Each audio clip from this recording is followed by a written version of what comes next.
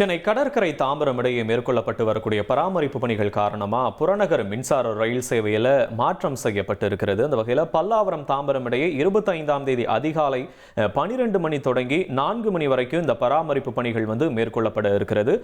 Railway பராமரிப்பு பணிகள் காரணமாக சென்னை கடற்கரை தாம்பரம் இடையே 24ஆம் தேதி நள்ளிரவு 11:20 மணி 11:40 11:59 ஆகிய ரயில் சேவை முழுவதுமாகவே ரத்து செய்யப்படுது.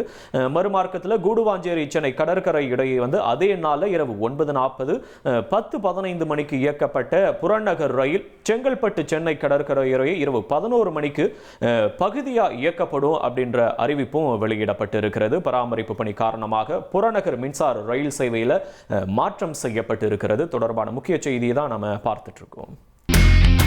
இனி செல்லும் இடமெல்லாம் செய்தி. தந்தை டிவியின் வாட்ஸ்அப் சேனலை ஃபாலோ பண்ணினா செல்ல இருக்கும் இடமெல்லாம் செய்தி. இதோ QR கோட் இப்பவே ஸ்கேன் பண்ணுங்க, ஃபாலோ பண்ணுங்க.